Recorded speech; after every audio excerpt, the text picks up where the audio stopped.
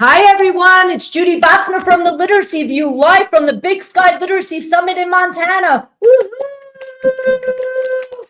We have some very special guests here today, and we're really, really excited. I'm going to let them introduce themselves. So here we go. We're live from Montana, and the topic today is syntax is everything. So I'm Julie Van Dyke. I am a research scientist. I was at Haskins Laboratories for 22 years or so. I still am affiliated with Yale University and the University of Connecticut, and I'm the chief scientist of Cascade Reading. I'm Nancy Eberhardt, and I have been a teacher, administrator, curriculum material provider, and developer, and I'm learning every day more and more about syntax. So happy to be here at Big Sky. Thanks. I'm Carla Stanford, and I'm a teacher at Harvard, and now I have transitioned into professional development and learning about syntax and language comprehension, and I work for Reading Universe. I'm the director of instructional design, where we work to give teachers the what to teach, the why to teach, and the how to teach, and teaching kids to read and write. I'm very honored to be sitting with such wonderful, passionate, like-minded literacy women. And so we're going to start. So the first thing I want to say off the record is our flight. 3 people in this room had a very hard flight. We were flying from New York City, and we were midair, and we flew for about 3 hours, and then we had to fly back to JFK because the plane had some problems, and then we had to get back on the plane, a new plane, and then we got to fly to Montana. So a lot of us have been in the air for quite some bit of time. So it shows what a commitment to literacy and to moving the work forward these wonderful women have today. So we're going to begin. So the topic today is syntax is everything. And it's very interesting for me. A lot of you know that my background before my life in structured literacy was in read and recovery. I'm not embarrassed to say it. It is a part of my story. And everybody knows that I've been very invested in shifting towards the science of reading for about the last 9 years. And it is a big part of my life. But I have to say one thing that's a little controversial and a little bit interesting. I felt like sometimes in my reading recovery days, I don't think they got it right. But the word syntax came up in professional development more than it did right now. So that's why I'm really honored that this conference that I'm at right now, the whole focus is language. And I think that it's a very important part of literacy to really go deeper into it, because I think a lot of people, especially where I'm from in New York City, we've been focusing so much on, for the last couple of years, on decoding, phonemic awareness, and so forth, and getting kids to, break the code. But I think that the topic of syntax, grammar, vocabulary, and comprehension also, and language, deserves a lot of respect. So I'm really happy to dig deeper into this topic. And I want to go way deeper than my roots were in read and recovery. When we talked about syntax, it was very surface level. It was basically tied, yes, I'm going to say it, to the cueing system. We would say, does it sound right? And we would just look at, okay, if a kid said wented and the word was went, we would give them feedback that this is the way to say it. It was very surface level. So I'm honored to be sitting with women that know this topic way deeper than even I do. And we're going to begin. So ladies, you already told me a little bit about yourselves. Can you tell me a little bit about the latest research findings? I know you sent me some research findings that I looked at last night and a couple of days before that as well, before the flight. And I want to know a little bit about what are the latest research findings in terms of syntax and language? Well, I guess I'll start with that. So it's an open forum. The literacy is very laid back. I want to say that this is a humongous field. I've been a language researcher really since the beginning of my career. I started actually in computational linguistics, building models of how the brain processes language. And so for that, we actually did experiments to understand what is the millisecond by millisecond operations that the brain follows. So there's been a humongous amount of research, both in terms of linguistics and psychology and cognitive science and computer science, very complicated, well worked out models of how the brain processes language. And all of these have very primary roles for syntax, but none of that has really been connected to the science of reading dialogue or the literacy community. So that's really my goal in being here and in starting to talk about syntax is everything. There's constantly research going on. Most of it I'm not even aware of. So to point to one particular study would be very difficult. I will say that earlier this year, I attended the 38th annual conference of sentence processing, which is filled with research on how we process syntax. But again, that community is not really connected to reading or literacy. And so that's one of the main goals that we're working together, all of us, to advance. I'd like to add to that, and it actually piggybacks, Judy, on something you said, which is in the issues of perspectives, language on literacy. From IDA, there's two issues on syntax comes first. And one of the articles there that I think speaks to us as teachers, and the point you were making, is that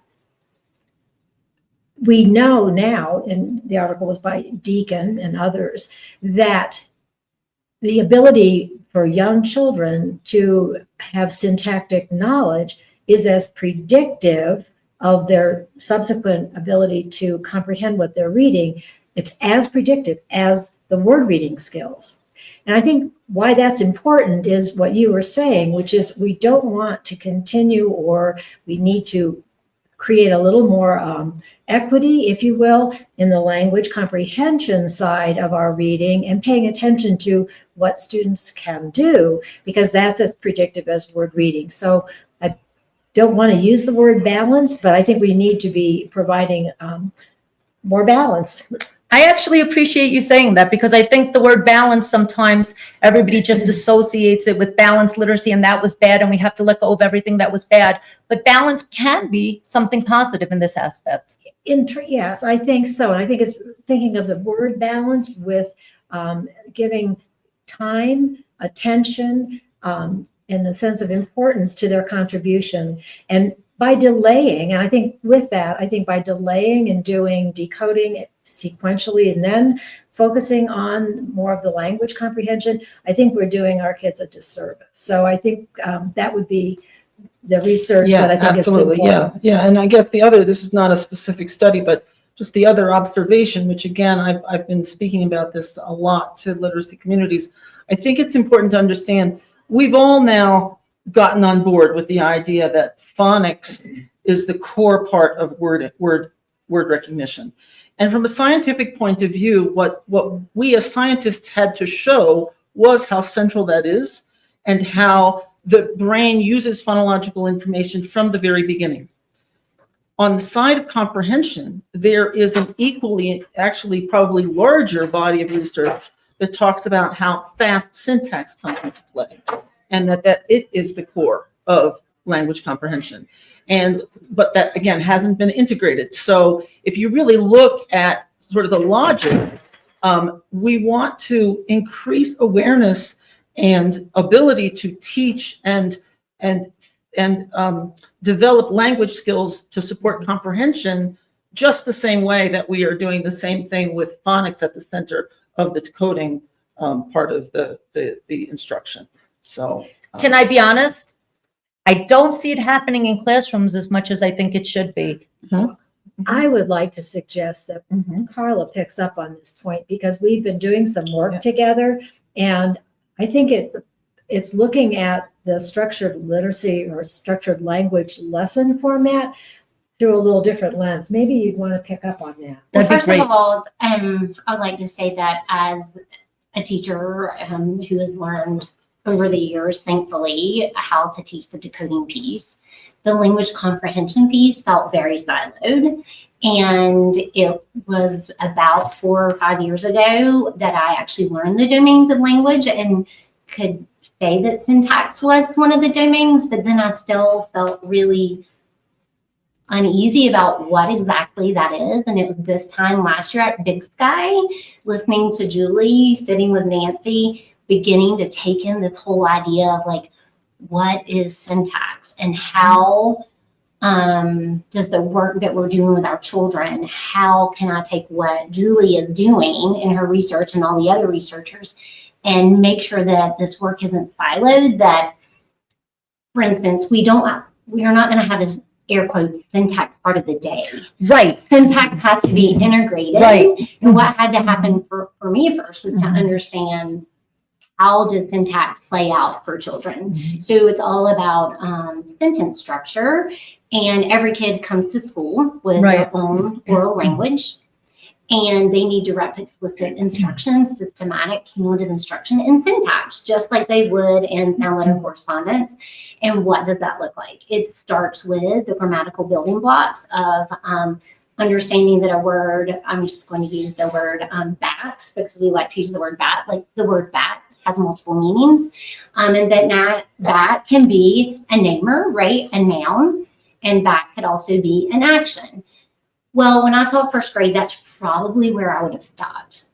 Actually, that is where I stopped. We talked about multiple meaning words. We talked about you could use them in, these words in two different ways, but we never took it to the sentence level of like, oh my goodness, now that you know this, you can do some intentional predicting, because your brain, when it sees the bat, goes, oh, namer, namer, namer. When you say bat, that's an action. That is something we do. And that these standards that I had as a first grade teacher, which one of them was, teach your kids what a noun is. Well, we made the cutest song and we learned about a noun, and it's a person, place, thing, or idea.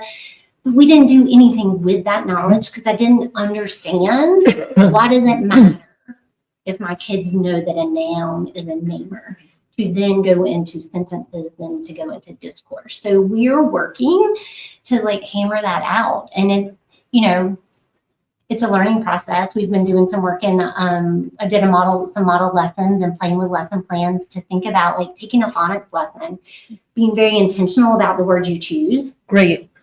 Choosing words that have multiple meanings that can be used in multiple ways, talking to kids about that, teaching them who or what did what, as opposed to just noun and verb that mean nothing to them. And then building these sentence structures, which then will help them when they comprehend, because then we can do it in discourse across a paragraph or a passage. I feel like my learning is just every day. I'm learning from these women. That's wonderful. That's wonderful. And I love that you mentioned the word phonics and mentioned that this is something that doesn't have to be separate and it could be embedded. And I think that that's such an important piece, that I think we have so many missed opportunities in the classroom, because I think so many educators right now are so overwhelmed. A lot of their time is micromanaged. Now they're being bombarded. They're getting new programs. And one thing we say on the Literacy View, there's no perfect program. There's not. Programs come and go. Some are better than others, but there's always an opportunity to embed best practices right into your phonics block. So even if you're doing foundations, you could do it. Even if you're doing UFLI, you can do it. And we will definitely dig deeper into how you can make these things happen throughout your literacy block. Well, and I'd like to say to that, I think what you're speaking to is teachers' knowledge can be applied to any program. And one of the things that Carla was describing are materials that are being created for the reading universe, which is free material, informational for the teacher to know how to embed and incorporate these elements about language comprehension, the syntactic building blocks, and so on. So teachers can turn to the reading universe as that is being built out as a resource to add this to their phonics. And that's free. And that's free. Yes. We will be adding that to the show notes. So today we're live streaming. I will upload it like a regular podcast as well. And all these resources that are mentioned, which is amazing, and there's more free ones that we're going to discuss after, will be in the show notes. I will keep in touch with these wonderful women and we'll all explore together. I think that's going to be very helpful, because I think a lot of us are very confused on how do we embed, when do we embed, because even, for myself as a coach, a lot of my teachers, I saw when they were teaching reading, they were showing kids how to decode only during phonics. And I said, no, you can show kids how to decode during HMH time if you're using into reading. during writing time, because the brain likes to see things in multiple places and have multiple places to practice in order for the transference to happen. Yeah, I was just saying, one of the things that Nancy and I really, and the whole team with Kelly Powell-Smith, who was the co-theme editor of the IDA Perspectives issues, one of the things that we really wanted to emphasize was ways to reduce the stress about bringing syntax into the classroom. That's great. Many people don't necessarily feel that they're prepared to teach it. The methods are not so obvious. And so in Perspectives, we have Nancy and Margie Gillis from Literacy How wrote a two-part piece. We also have Nancy Hennessy and Julia Salamone, who wrote pieces about specifically how to teach syntax. We also have a tremendous 6-page resource guide at the end, which collects a lot of resources, including books, online tutorials, teaching materials, a whole lot of stuff, online courses. There's also 3 pages of guidelines for what a teacher should know and what you should do in the classroom.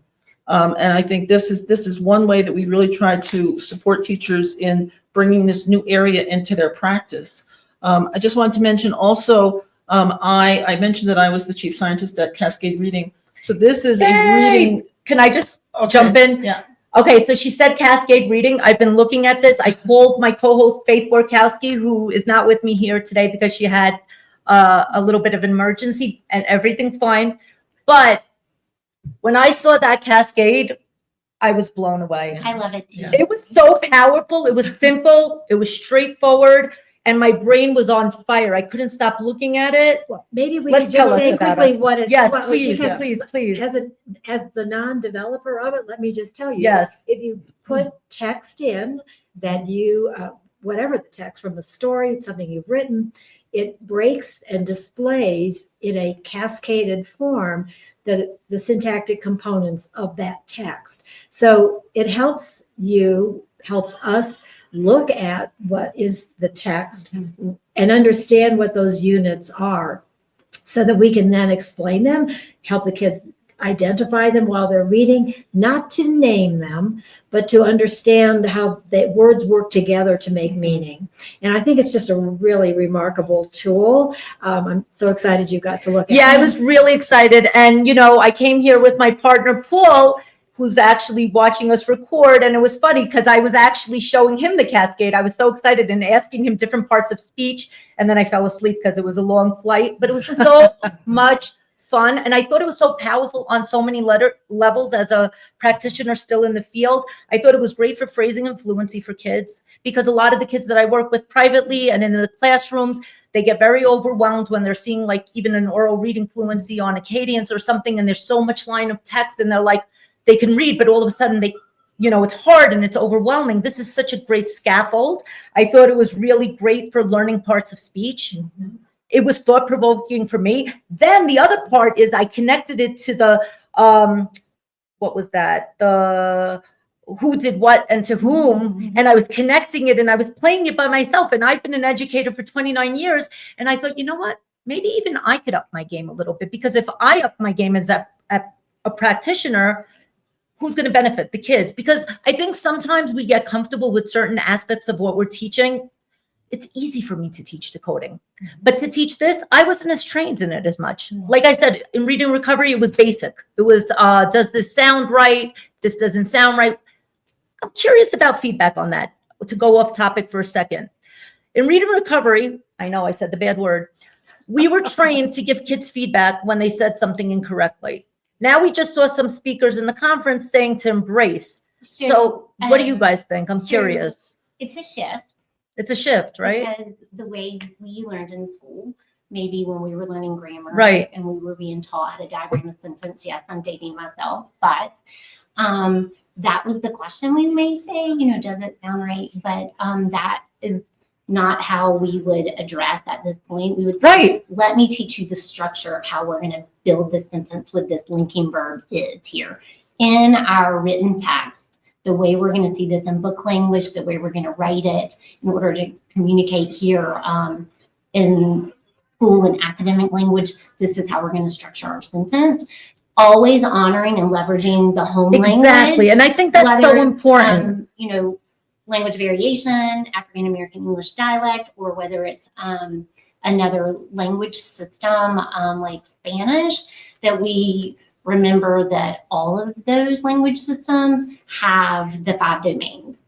And so kids are coming in with syntax, and to them, there is a way that sentences are formed, and they learned it. And they know the rules. Exactly. And so, does it sound right? Goes out the door. We don't say that. It never felt comfortable for me.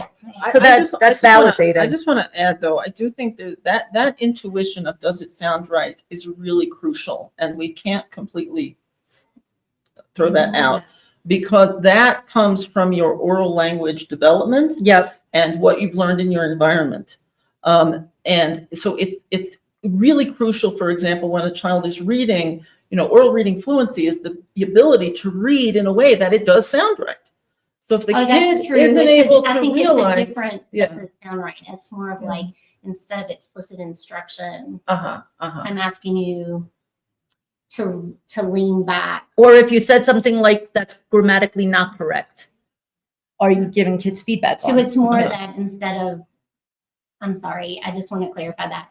Yeah, this is the literacy I view. wanted to say that, like, it's more that, hey, let me teach you how we're going to build this sentence. And then in the text, you'll understand how this text is going to sound. Is that? And then. Yeah, I mean, I think that intuition that we have, that is the same thing that allows us to be fluent readers. Yes. Whether or not it sounds right. And when we are fluent readers, we can tell. Yeah. If you're not fluent, but maybe you're fluent in your home language, in the oral domain, you might still have a sense of, that's what that sounds like in that language, but it doesn't sound like in this language. So right. I don't know. There's something there that I think is very fundamental to language learning that is very important. One, just a sort of a scientific piece of data. We were talking about Cascade. So one of the things that Cascade does is to help children hear how the text should sound when they're reading it. And again, I'm talking about sentence fluency. It has an audio component as well. No, we just measured whether or not they could hear how the sentence would sound. And we asked them, when you're reading in Cascade, can you hear how the sentence sound, like what it should sound? And they can tell because of the guidance. Because of the guidance. Exactly, because of the visual, right, because of the visual, the way it's been set up, it helps you to know this is the syntactic chunk, this is where I should pause, this is what's related to what. It helps you with that phrasing piece that is.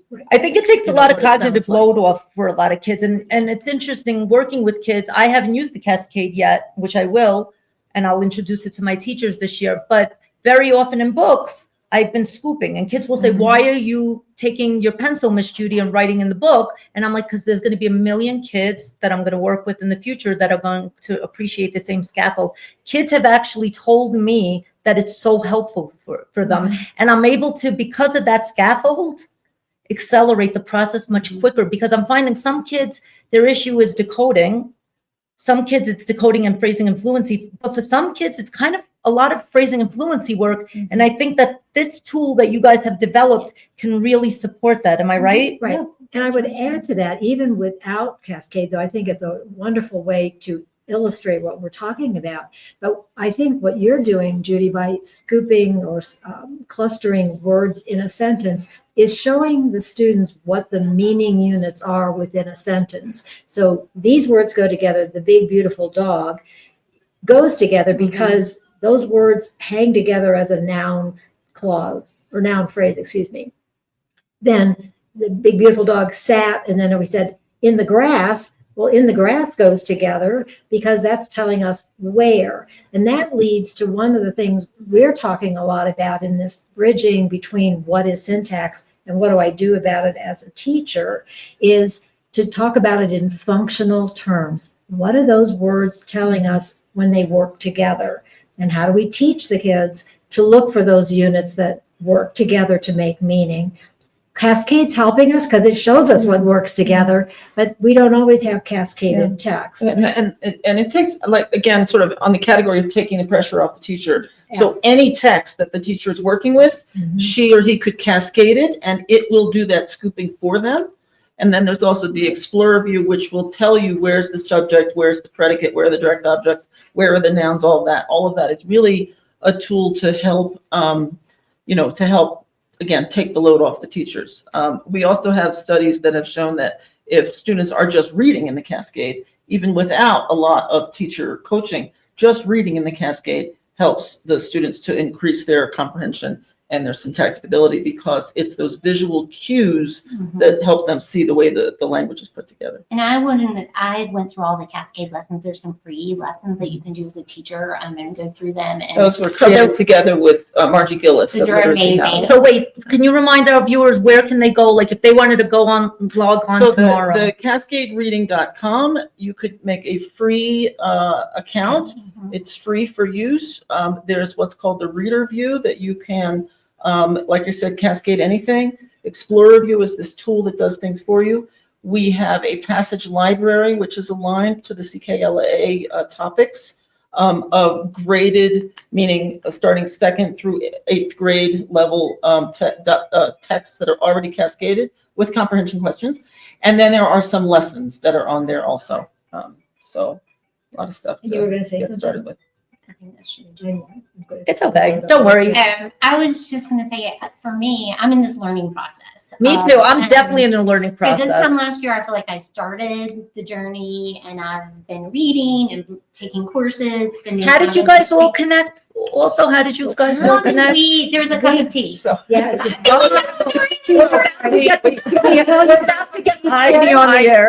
I mentioned that I was at Haskins Laboratories for over 22 years. When I got there, Margie Gillis. I know Margie. was- Margie's been right. on the literacy view. Margie was my colleague there. I was a postdoc and she was I think she was past postdoc level, but we were both there working on developing teacher trainings. She, of course, that was the time when they had a program to develop training for phonics. Right. And I knew Margie because we both got our masters from Isabel Lieberman at the University of Connecticut. And she and I wrote the Literacy How Professional Learning series, one of the books being Syntax. So Margie said. Right. So I was telling Margie, we've talked about this for many years, but I was telling her how, again, I'm so frustrated that we're not getting enough of this language knowledge into the science of reading. And she said, well, you should meet my friend Nancy. So Nancy and I had tea in a cafe In in Darien, Southern Connecticut. Oh, what was the name of the cafe? I might have to go. Audelise. Oh, that's And funny. the perspectives issues was hatched at that time. Well, no, so I just have to back up. So we had this incredible conversation. And I'm sure if there was a camera on us, it would have been a hilarious, dynamic conversation. Hands flying. Oh my gosh. 2 hours at least. And at the end, I said, Julie, so what can I do to help? And she's, well, I'm really wanting to have teachers understand we know as much about language comprehension and what the brain is doing as we know about the reading circuit. She said, but we've got to get this information out. And I said, well, let me think what I might be able to do. And it happens that I sit on the Perspectives, IDA Perspectives editorial board. So I said, I'll take this idea back and maybe we could make it a theme issue. So I did. And Now we have two. and Julie, and as she mentioned earlier, Kelly Powell-Smith went to work on this. And before we knew it, we had way more material than would ever fit in one issue. Even a digital issue can't go that long. And so we said, well, there's too much good material here. We're just going to turn it into 2 issues, which is what happened. And we're going to be talking more about those issues while we're here at the conference, the issues of perspectives, that is.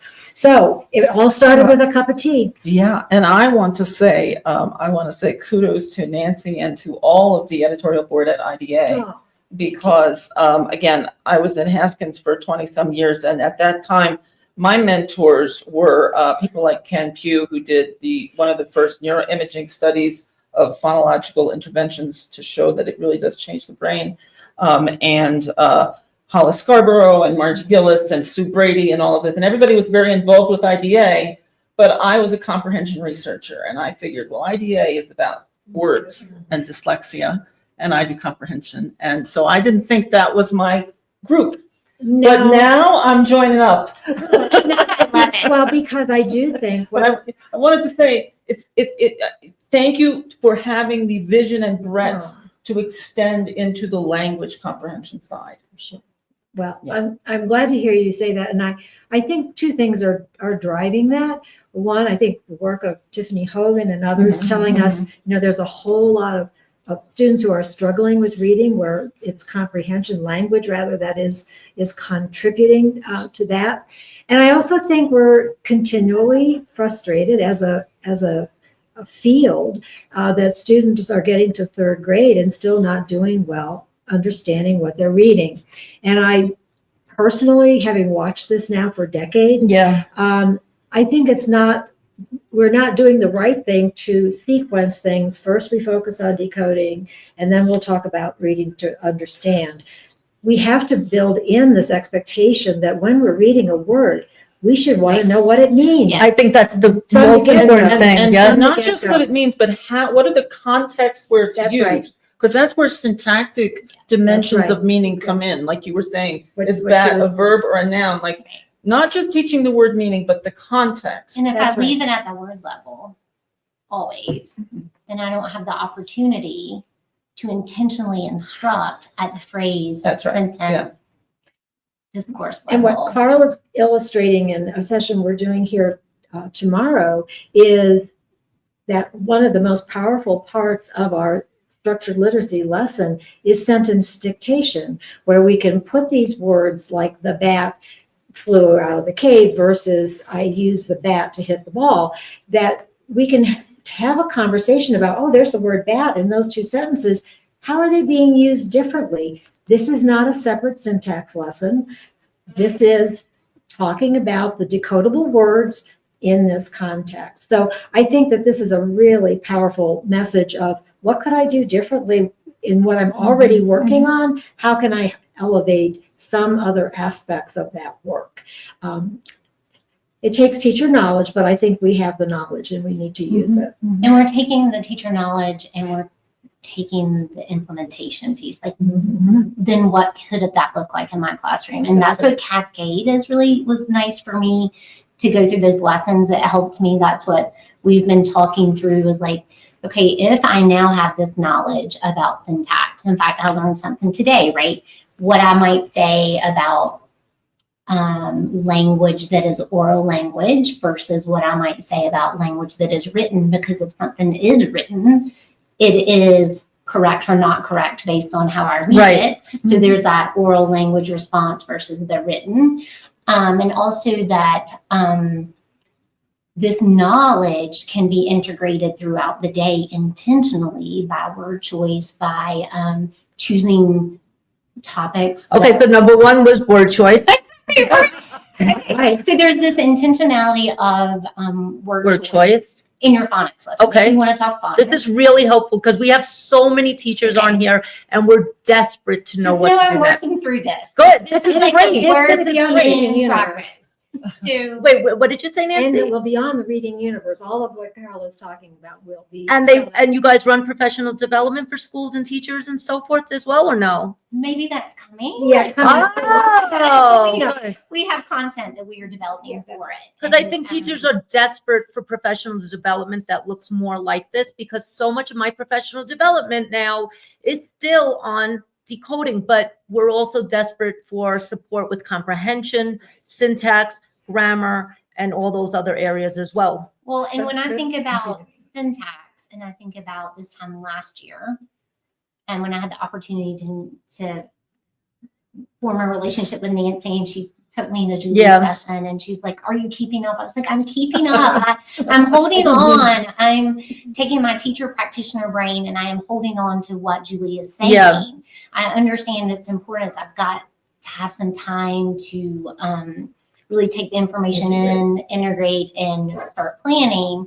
But there's this whole idea that first is my knowledge, and then is how can I integrate it into something that is already structured, which is phonics. So I can go intentional word choice, that I intentionally plan my lesson. Great. So the words I'm choosing are going to build to these sentences Good. that I am working to give kids more and more opportunities to learn about syntax. I'm also giving myself the opportunity to take something known, which is my phonics lesson, Yep. and to choose a word, pull it down in my phrases, pull it down in my sentences, and model. And every time I do it, I'll get more comfortable with that work and understanding that, hey, Carla, when you teach noun as your first grade standard, that wasn't the point. The point was this word, back, we have a lot of words we like to use, lodge. We have multiple words that we go back to that just being able to say it has more than one meaning is just the beginning. It's just touchy component. Understanding the context and what where it's used and how it's used. And I think another part of this for the teachers that are listening in is also to look at the words that we're asking the children to decode for whether or not that word exists in their listening lexicon, their listening vocabulary. And I use a word I like to use as an example is like the word cab, C-A-B. Perfectly decodable. If I know those 3 letter sound associations, that should be simple. But if I am a person, a child who has never heard of a cab, never seen a cab, I live out in Iowa somewhere, maybe never seen a cab in a city or anything, I could go cab over and over. And because I don't have a map for that, a word to map that to, I should say, I may not become fluent in pulling that together and blending that word together. So I think another part of this intentionality is also in the words that we are working to decode, that we're giving the vocabulary experience for them to know that. I love that you said that. And, it's interesting. I've been working with a guy named Dave Marsh, shout out from Foundations, and he's been pushing me with my teachers. Rather than always telling kids, this is what the word means, our kids have experiences. Make the vocabulary sometimes more into an experience and say, hey, have you ever been to a beach? Maybe a lot of them have. And then they could start telling a story. And I think that, language has kind of taken the back burner in a lot of classrooms because teachers and educators right now feel so stressed out to make sure you get to this. And then principals sometimes will walk into your classroom and if you're 1 minute overtime, you might get in trouble. You might get written up and it's very terrifying, but kids lose out because when we can't have authentic conversations with kids and talk about these things, that could be problematic. So what recommendations can you give to educators who are struggling? Because like I've even seen in the field, some principals are like, okay, this has to get cut. Grammar instruction, nope, we're cutting it. You got to do this or that. Well, I think what we have to do is flip that narrative and say, when you cut this, you're really taking away from building comprehension, helping kids learn to comprehend. And I think we've talked more about syntax, and Carla and I've had this conversation a lot about syntax as it relates to writing. But we haven't, as Julie's trying to get us to do, talked as much about syntax as it helps, it informs comprehension. I worked with kids for a while in learning how to determine what the topic was of informational text. And for a while, I tell this story a lot. We were creating passages on science topics. And I remember trying these passages out with the kids, and a little boy read the passage and he looked up and he said, I can't understand this because I don't already know it. Think about what he was really telling us.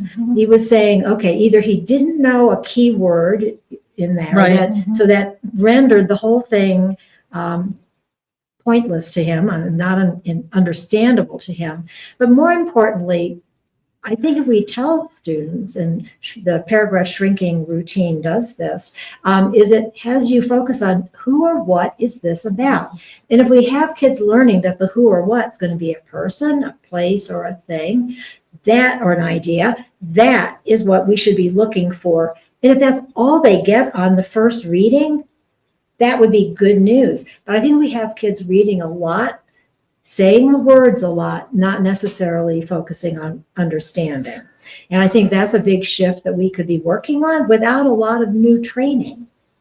That's really important. And I think that that's important that we remember comprehension is the core of why we want Right. what we want. Exactly. And I That's think that that's a big piece of what we forget. Yeah. And, it's telling for me, I'm seeing less of this now because I've been coaching in a certain school for a while, but, year one of coaching in the school, kids were reading the oral fluency passage and they weren't able to retell it. So what did we really accomplish? Exactly right. Right? That's a beautiful example. I think There's another part of this that I just want to bring out is that, I know I'm not a classroom teacher, so I am in awe of everyone who is. So I hope that what I'm saying is gonna at least resonate a little bit with your lived reality. But I believe today there is so much language diversity in our classrooms, and that means that that means it's challenging for a teacher.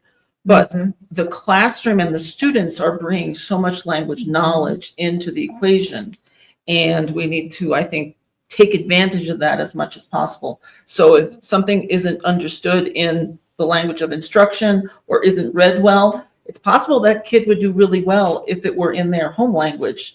And that could be a springboard for conversation to help them build their language of instruction skills. And I think this is just general advice, but again, just to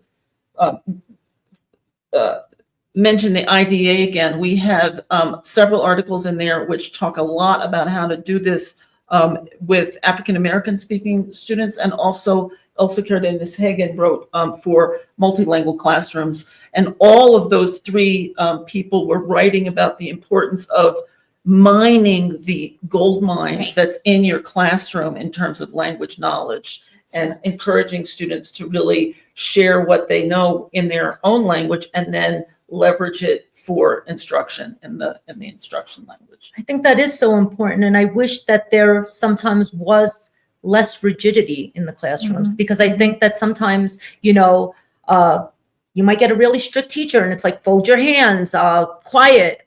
Why are we always saying quiet? And that's not happening in all classrooms, but sometimes it is happening. And I see it because I'm in the trenches, and I just wish that, it wasn't that way. I have a question for you though. So there's been so much talk about dyslexia in the last couple of years, and we know a lot of students are dyslexic, possibly undiagnosed. Do you think that also applies to these areas of language comprehension as well? And do you think we're doing enough and we're where we should be in terms of that? Because in my perspective, I don't think so. So I think it's important for everyone to understand that the prevalence of dyslexia, it depends on which numbers you look at, but let's just say it's between 7 and 12%.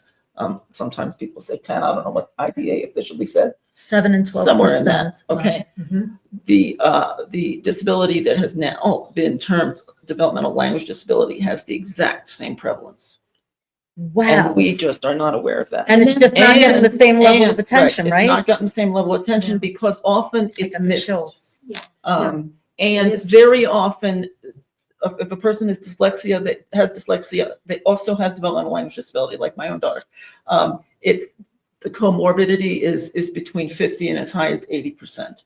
And so I go back to Tiffany Yeah, Hogan's she's- work, and yeah. we have an article She's that also- she yeah, has there's written an on article, perspective yeah. as well. I mean, we really tried to, in these two, Julie and Kelly tried very hard to tap into as many different aspects of how this language comprehension, this syntax comes first idea impacts across diagnoses, assessment, instruction, understanding the concepts. And one other thing that Carla said a minute ago that I would like to pick up on is the article that Mary Ellen McDonald wrote on the difference between book language and oral language. And Very she does different, a right? brilliant job at a very short article, actually, of explaining why this is so different and why book language is more complex and why that requires more of this deliberate analysis of what is it going on in a sentence and how can we help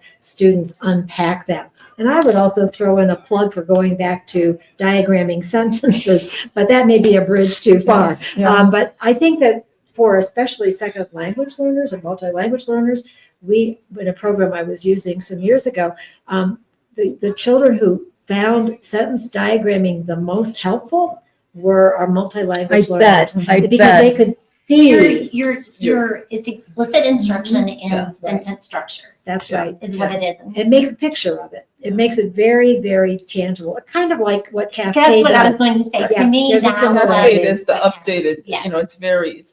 it's doing the same sort of thing, except Cascade is doing it automatically Mhm. and Yeah. without all of the sort of technical aspects of it. It's just a pleasure to see it, and you're getting Correct. visual cues as you read, whereas a diagram is a problem-solving activity.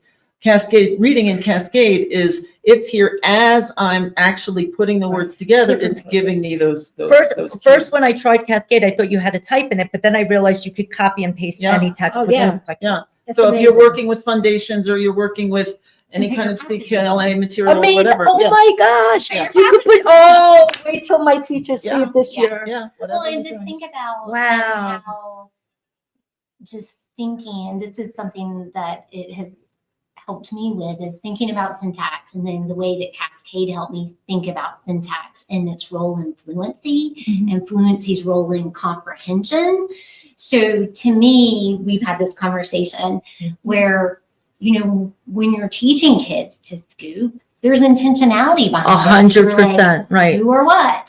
And I think, Did what? can I just They say don't need something to- also? I think that when authors create books, they should be more mindful of Yes, where they they should. place words in a book. I've actually called authors that I actually love and said, hey, your book is really hard to scoop. Can you be more intentional about the phrasing and fluency as you're, designing the pages? What do you guys think?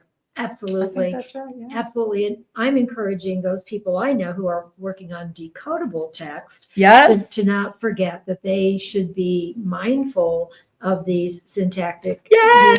units. Because again, there's no reason that we can't put these two worlds together from the beginning. Exactly. And it works. I feel Exactly. like for syntax,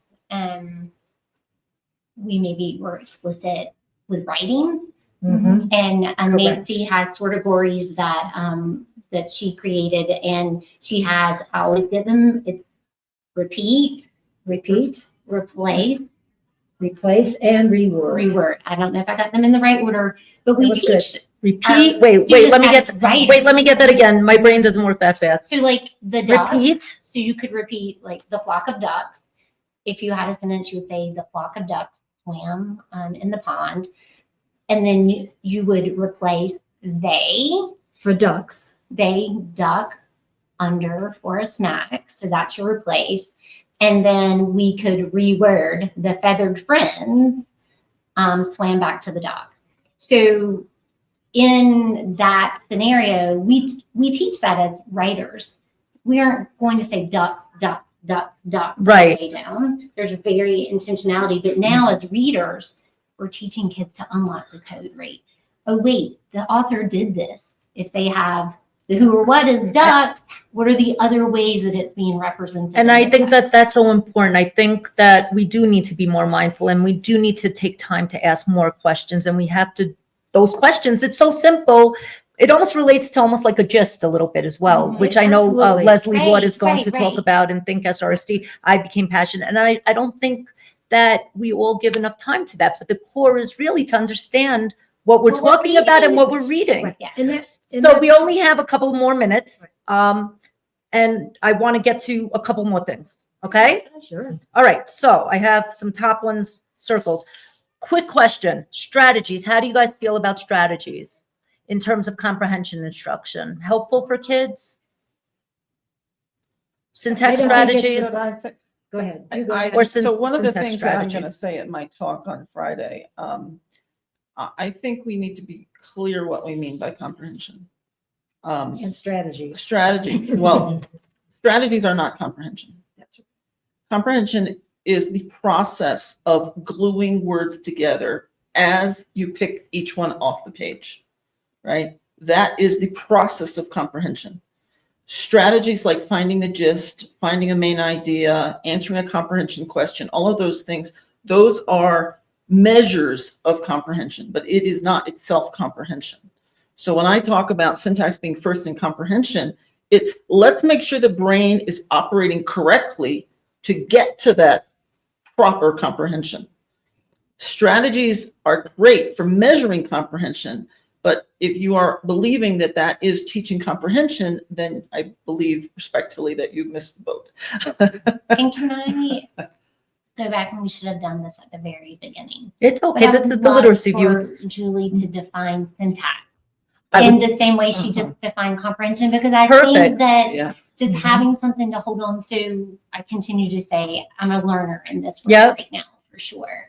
And just sometimes when you're learning something new, like you just Yeah. gave us, Yeah. you know, what does comprehension mean? What is it not? And Right. what is it? Could you Right. do that Right. person So- too? So I'm going to give you a definition which does not sound familiar. I'm That's afraid. okay. I would love This that. is Is everybody ready? linguistic definition. All But I right. think we're very used to thinking about parts of speech and word order. And syntax is neither of those things, although parts of speech, of course, is a central component of it. But when you focus on word order, you're leaving out the majority of the world's languages that do not use word order. Many Oh, languages very have free interesting. word order. And I have a map, I can share it with you. You Wow. can post it. There's a very compelling map that shows you that we are the English language is in the minority of relying on word order to specify relationships between things. Wow. So the actual definition of syntax is the relationship between pieces of a sentence. So for example, your subject is in a relationship with the verb. The direct object is in a relationship with that verb, right? So syntax is just the mechanism that the language uses to communicate those relationships. It's the who did what to whom. That's exact. I was just going to say. That's why who did what to that's whom. why it's so important. But when we talk about syntax in general, you have to think your different languages cash out syntax very differently. English, it's word order. Other languages, it's word endings. Mhm. Some languages, like the Slavic languages, will put known information first, and I have that right? Yeah, known information I first. speak the Slavic And language. and new information comes at the end of the sentence when you're organizing your sentence. If you think about it, right? The new thing is at the end of the sentence. In English, we don't do it that way. We just put a word a word and that tells you, oh, this is a new thing, right? So you have to sort of dig into the linguistics of each language to know how it works. That's very Generally interesting. speaking, though, syntax is all about the who did what to whom. It's those relationships and finding them. And again, if you don't know what things are in relationship to other things, then the situation model that you're building, I hope that's a term that people are comfortable with. Basically, your general sort of understanding of the situation that the sentence is describing, it will be wrong because you don't have the basic who did what to whom. It's like building a building. If you don't have a strong foundation that's holding up that roof, it's going to collapse. But I think there is a connection for me as a practical level between the grammatical building blocks and that who did what Right, to of whom. course. Because yes, the who's that's are going right. to be nouns. It's all defined Right. in terms Did of what's that. are going to That's be right. the actions or Yes. verbs. So I do think that we can help put those two worlds together, because the overarching term for both the grammatical building blocks and syntax is a grammar of a language. Yeah. So I think we get a little confused in our terminology, but they are related. Thank you. For sure. Okay, Yeah. so two more things. Yep. Quickly, two big top takeaways for practitioners tomorrow. What would be two top takeaways that you want them to walk away with? That it is important to teach syntax. I think that I have seen and this is in my slides too, a number of my colleagues who have talked about the science of reading make the point that our brains are not evolved for reading. And you might think our brains are evolved for language, so maybe I don't need to teach language explicitly. But the fact is that we learn what we're exposed to. And as Carla said, the book language that we need for academic achievement is very different from the languages we're exposed to. And that's where instruction is really important. So to believe that it's not important to teach syntax, I think is a mistake. Obviously, the implementation still needs to get worked out, and where the timing in your day gets gets figured out. And That's we'll a need big a lot of question. help from you It's a big guys. question. Working We're on working on that. The literacy but view will be I counting on you, ladies. Absolutely. And You hopefully this is not the last conversation that we Sure, have. that would be People are going to reach out, people are going to ask for help, and hopefully this conversation can definitely continue. And my point, which I think I've already mentioned, but just to reiterate, is I think we have to really think about the decoding work, our phonics work, and this language processing syntax work have to happen concurrently from the very beginning. Yes. Yeah. When I can read a word, I should be doing this language aspect, because the longer we delay that, the further disconnected engagement is. Attention, I think this whole aspect of this, which is a executive function, attentional part, we have to be paying attention to what these words mean, not just how to decode them. Yeah. And I have one third thing, if I can. Please. Listen, we love it. We'll take it. We'll take it. To what Nancy said, but we haven't talked about this yet, and it's so important. We need to assess language level Yay, I would go skills to ask that. from the beginning. Yes. And again, How, shout out though? to How can you Perspectives help us with that? and my theme editor, Kelly Powell-Smith, who was the lead author on Acadience, if anybody uses that. Yes, She's I the one- do. She's the one that wrote it, basically, with her friends, but but The she, assessment again, in Perspectives, and I want to say, I'll just stop a minute. We keep talking about Perspectives. Perspectives on Language and Literacy is a member benefit of the International Dyslexia Association. You can join for not a lot of money. It's like $40, I think. It's not very for- well worth it. Okay. And if anybody's not yet a member, I encourage that if they can manage We could that. put it in the show notes. We can put it in the show notes. That would be You fabulous. ladies it's- will help me with all It's- that. it's- Okay, good. Even if not, even if you don't continue to get access to these, anyway, Kelly Powell-Smith has a whole 3-page table that outlines the various assessments of syntax for all that of the exist. tiers of an MTS test service model. So that's something that's really important. But even if you don't do that, listen to your students read out loud.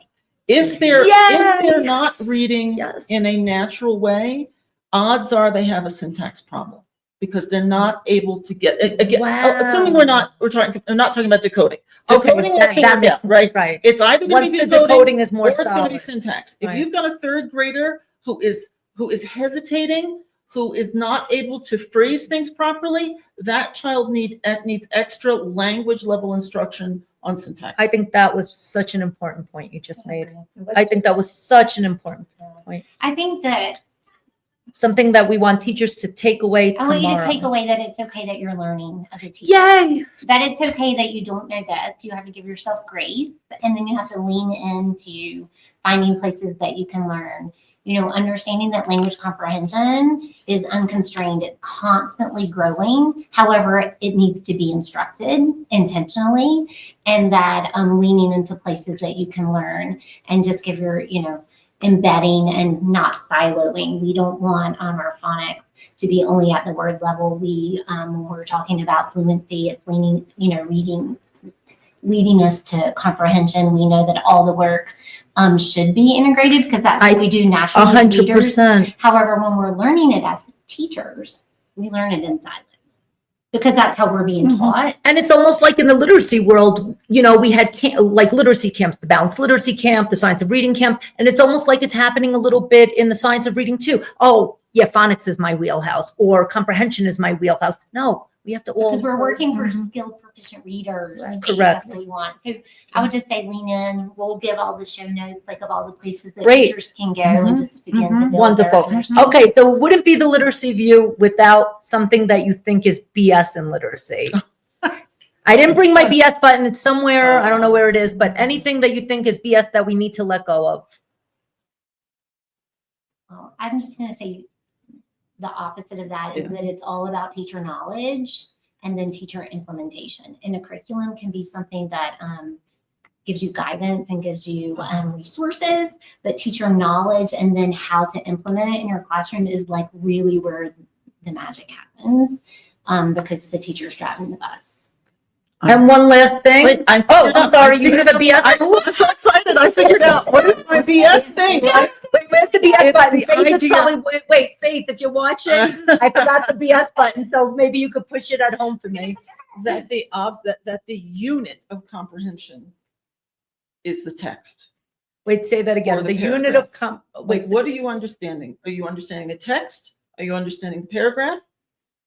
The unit of comprehension is the next word, right? If you think about this in terms of the process of building knowledge that you're doing as you're bringing each word off the page, you have to integrate that word into everything you've understood so far. That's where comprehension happens. I call it the glue in between the words. That's where comprehension happens. Very often we think, I like that. it's the unit is the paragraph. Say, write your gist statement, write your main idea. Oh, you comprehended it. A kid might have only understood one sentence out of 5, and maybe they got that answer right because they guessed.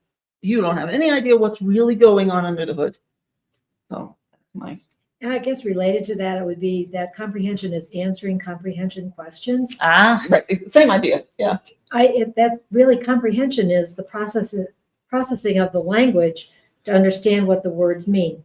Then you should be able to answer questions. But if you didn't understand it, it's totally And I think that's a really big one for me because in my balanced literacy experience, unfortunately, it was 15 years of just asking questions. What happened first? What happened next? What happened last? And it didn't go deep enough. And the because they truth probably is- didn't know what the Right. word, what it meant in the first place. But and it's a different cognitive activity to answer that question. You're actually drawing on different brain networks. Maybe not every kid is so good at that. Maybe they understood 100%, but they don't express themselves well. I see this with my kid with my daughter with developmental language disability all the time. A child who has a developmental language disability, expressive language is impossible for them. But maybe she understood it. Maybe they understood it. So adding that extra level of we have to assess, right? But understand that is not the comprehension itself. That And I think is for an what extra thing. for a while it was just these running records Yeah. that just had a list of questions, and then if you didn't get one question right, sorry, you're not moving to the next level, and that was just not the best approach. We all know that. Yeah. Anyway, ladies, thank you, thank you, Pleasure. thank you Yeah. for being on the Literacy View. These ladies are my first people that we live podcasted. We live streamed. I mean, I think this is the most amazing thing to be at a literacy conference and just be live together, live streaming. So some people weren't able to fly out to Montana. How do we take this work and spread it worldwide? Here it is. So thank you. And this is the Literacy View, changing life one view at a time. Thank you, everyone. All right. Okay, Wow. thank you.